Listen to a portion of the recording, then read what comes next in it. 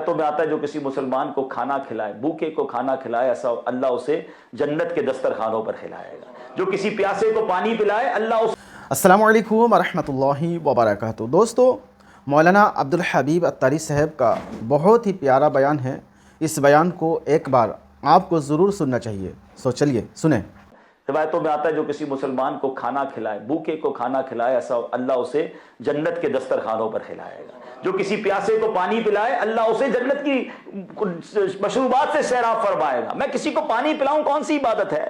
کھانا کھلاؤں کون سی عبادت ہے؟ بظاہر کسی کو بے لباس کو لباس پہنائے، اللہ اس کو جنت کے لباس پہنائے گا۔ اٹ مینز ایک دوسرے کا لوگ ہاتھ پکڑیں، ایک دوسرے کی مدد کریں۔ پڑوسیوں کے حقوق کتنے پتہ ہے؟ ایک بار نبی پاک علیہ السلام صحابہ کرام علیہ رضوان کو حقوق بیان کر رہے تھے پڑوسی، اتنے حقوق بیان کیے کہ ایک صحابی نے کہا مجھے ایسا لگا کہ آج نبی پاک لگتا ہے پڑوسیوں کا ورثہ بھی بیان کر دیں گے، ان کا ورثے میں بھی حق بیان کر دیں گے، اتنے حقوق ہیں۔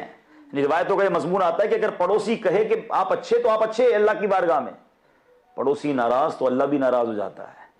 مجھے بتائیں نا کہ میں اپنے پڑوسی کا خیال رکھوں، یہ اس میں اللہ کی کون سی عبادت ہے بظاہر؟ مگر یہ اللہ کو پسند ہے کہ دو مسلمان اگر ساتھ رہ رہے ہیں ایک دوسرے کا خیال رکھیں، ایک دوسرے کی قدر کریں۔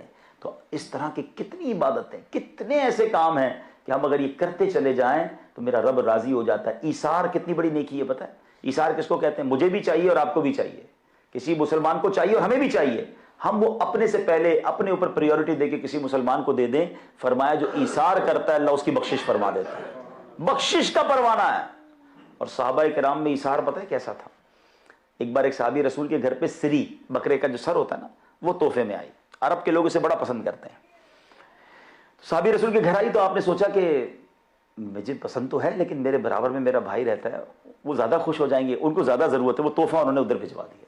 جب ان کے گھر میں گیا تو انہوں نے سوچا کہ انہوں نے کہا مجھے تو پسند ہے لیکن میرے برابر میں پڑوسی کے گھر بھجواؤں گا زیادہ خوش ہوں گے۔ روایتوں میں آتا ہے 7 گھروں سے گھوم کر پھر پہلے صحابی کے گھر پہ پہنچے۔ ایوریبڈی وانٹ ٹو سیکریفائس، اگلے کا بھلا، دوسرے کا بھلا۔ کہ آج ہمارے اندر یہ عادت ہے؟ ہمارے مولانا ضیاء الدین مدنی رحمۃ اللہ تعالی علیہ، امیر اہل سنت کے پیر و مرشد، وہ ایک واقعہ سناتے ہیں، فرماتے ہیں کہ پہلے کے مدینے کے لوگ کیسے ہوتے تھے۔ فرمایا ایک مدینہ پاک کے بزنس مین کے پاس ایک شخص گیا اور جا کر کہتا ہے حضور یہ کپڑا مجھے چاہیے، مجھے ذرا دے دیجئے۔ آرڈر دیا اس نے، تو انہوں نے کہا میرے پاس یہ کپڑا ہے جو آپ مانگ رہے ہیں، مگر میری صبح سے سیل بڑی اچھی ہو گئی ہے، یہ سامنے جو میرے بھائی کی کپڑے کی دکان میں دیکھ رہا ہوں صبح سے فارغ بیٹھا ہے، آپ اس سے یہ آرڈر لے لیں تو اس میرے بھائی کا بھی بھلا ہو جائے گا۔ یہ ہے اسلام۔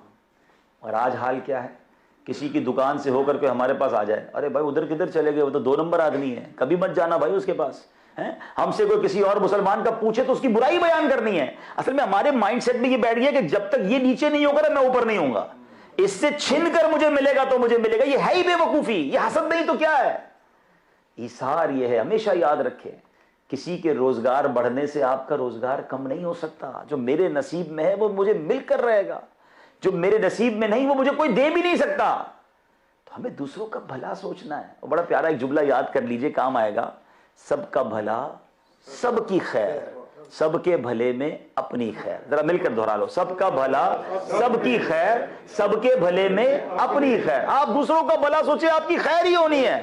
اور جو دوسروں کا برا سوچتے ہیں نا وہ اپنی کھودے میں گھڑے کے اندر جا کے گر جاتے ہیں۔ حسد اسی چیز کا، برائی کا نام ہے۔ پازیٹو سوچیں، اچھا سوچیں، اللہ کریم ہے، اللہ نے اس کو دیا وہ آپ کو بھی دے سکتا ہے۔ آپ یہ کیوں سوچتے اس کا چھنے گا پھر مجھے ملے گا؟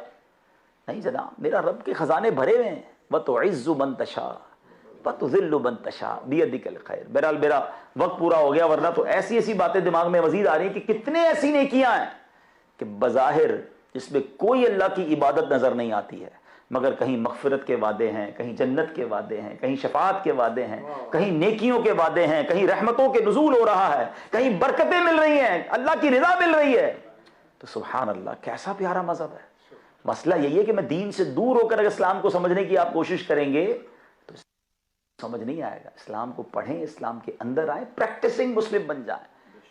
آخری بات، اس بات کو اور اچھے انداز سے سمجھنے کے لیے کہ ہماری پر 2 بڑے حقوق ہیں، حقوق اللہ اور حقوق العباد۔ ٹھیک ہے، حقوق اللہ کیا ہے؟ میرا اور اللہ کا معاملہ ہے، نماز ہے، روزہ ہے، ٹھیک ہے نا، تلاوت قرآن ہے، میں زکوٰۃ دیتا ہوں، گناہوں سے بچیں، بندہ گناہ کریں گے تو اللہ ناراض ہو جائے گا، یہ بندے کا اور رب کا معاملہ ہے۔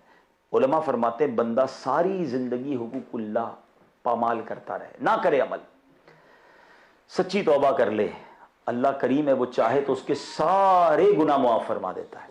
بندے اور اللہ کا معاملہ ہے نا، مگر حقوق العباد کا معاملہ اللہ نے کمال طریقے سے رکھا ہے۔ شریعت کیا کہتی ہے کہ جب تک بندہ معاف نہیں کرے گا تب تک رب بھی معاف نہیں کرے گا۔ بتاؤ اسلام میں دونوں میں سے زیادہ سینسٹیو کیا ہو گیا؟ حقوق العباد۔ تو اب بتائیے کتنی پیاری سوسائٹی ہے، کتنا پیارا مذہب ہے جو لوگوں کے ساتھ بہترین رہنے کا درس ٹاپ پریورٹی پہ دیتا ہے۔ ہم میں سے بہت سارے وہ لوگ ہیں جو نمازی پکے ہیں، روزہ دار پکے ہیں، چہرے پہ بعضوں کا داڑھی بھی ہے، حج بھی کر لیا، زکوٰۃ بھی دیتے ہیں، مگر بندے ان سے پریشان ہیں، گھر والے ان سے پریشان ہیں، پڑوسی ان سے پریشان ہیں، کاروباری لوگ پریشان ہیں۔ وہ یہ نہ سمجھے کہ میں اتنی ساری نمازیں پڑھ کے جناب آسانی سے جنت میں چلا جاؤں گا۔ ایک بار نبی پاک علیہ الصلوۃ والسلام نے صحابہ بیٹھے تھے، پیارے آقا نے سوال کیا بتاؤ مفلس کون ہے؟ آج اوسلو کے اجتماع میں آپ سے بھی یہی سیم سوال کرتا ہوں، بتائیں مفلس غریب کون ہے؟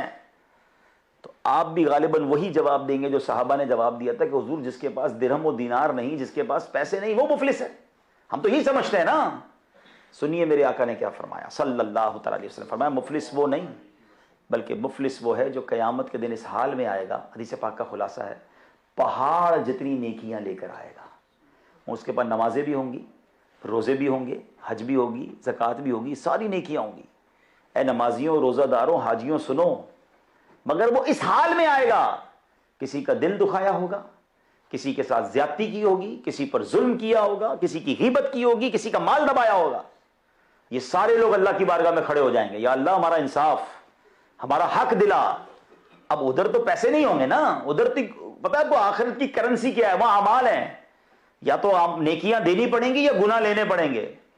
اب روایتوں کے الفاظ ہیں، ایک بندہ آئے گا اس کی نمازیں لے جائے گا، ایک مظلوم آئے گا اس کا حج لے جائے گا، ایک مظلوم آئے گا اس کے روزے لے جائے گا، ایک ایک کر کے ساری نیکیاں ختم، مگر بندے پھر بھی بچ جائیں گے۔ اللہ تو انصاف کرنے والا ہے، پھر ان مظلوموں کے گناہ اس ظالم کے سر پر ڈالے جائیں گے، اور پھر اعلان ہوگا یہ وہ بدبخت ہے جو لوگوں کے گناہ اپنے سر پر لے کر جہنم میں جا رہا ہے۔ تو یقیناً حقوق اللہ کرنے ہیں، مگر حقوق العباد سے غافل نہیں رہنا ہے۔ اور اس سے یہ بھی ایکسٹریکٹ کر لیجئے کہ میرا مذہب کتنا پیارا ہے کہ مجھے حقوق العباد پہ اتنی سینسٹیوٹی کے ساتھ رکھتا ہے کہ اگر میں عمل کر لوں تو میری پوری سوسائٹی، پورا معاشرہ اسلام کی دھوم پوری دنیا میں پڑ سکتی ہے۔ یہ ہماری بدبختی ہے، یہ ہماری یوں سمجھے غفلت ہے کہ ہم اپنے اسلام پر اس طریقے سے عمل پیرا نہیں۔ آئیے مل کر اس شمع کو ہم روشن کریں، اس پیغام کو لے کر چلیں، اپنے بچوں کی ایسی تربیت کریں۔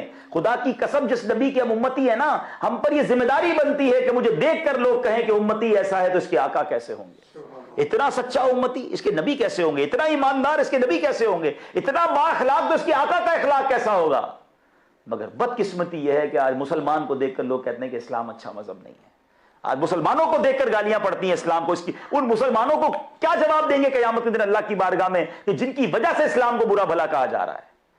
تو آج اللہ کے اس گھر میں جس کا جو اوپننگ سیریمنی ہے، اپنے آپ سے وعدہ کریں، ابھی رمضان ابھی تو گیا ہے نا، کہ اب ایسے مسلمان بنیں گے کہ مجھے دیکھ کر لوگ کہیں کہ سبحان اللہ، امتی ایسا ہے تو اس کے نبی کیسے ہوں۔ اللہ مجھے بہترین امتی بننا نصیب فرمائے، آپ کو بھی نصیب فرمائے، اور یہی دعوت اسلامی کا پیغام ہے۔ اسی پیغام کو آگے بڑھانے کے لیے مراکز ہم بناتے ہیں، خاص طور پہ ان ممالک میں اس لیے بناتے ہیں کہ اسلام کی ٹرو پکچر جو ہے، اسلام کی بہترین تصویر دنیا کے سامنے رکھی جائے، کہ ان ممالک میں لوگوں کو بتایا جائے، غیر مسلموں کو بتایا جائے، اتھارٹیز کو بتایا جائے کہ اسلام امن کا درس دیتا ہے، اسلام پیار کا درس دیتا ہے، اسلام درگزر کا درس دیتا ہے، اسلام معافی کا درس دیتا ہے، اسلام ایک دوسرے کا ہاتھ پکڑ کے چلنے کا درس دیتا ہے۔ یہ ہے میرا مذہب، تو آپ اس کو پڑھیں، عمل کریں اور اس کی چلتی پھرتی تصویر بنیں۔ تو الحمدللہ دعوت اسلامی کا یہ پیغام ہے، دعوت اسلامی کا ساتھ دیں۔ دوستو آپ نے بیان کو سماعت کیا، اپنا رائے کمنٹ باکس میں ضرور دیجیے گا، اور ہاں اس بیان کو آگے جہاں تک ہو سکے اپنے دوست اور احباب تک شیئر کیجیے گا۔ مزید اس طرح کے ویڈیو پانے کے لیے ہمارے یوٹیوب چینل کو سبسکرائب کر کے ہمارے ساتھ جڑے رہے۔ ملتے ہیں کسی اور ویڈیو میں، تب تک اپنا خیال رکھیں۔ خدا حافظ۔ السلام علیکم ورحمۃ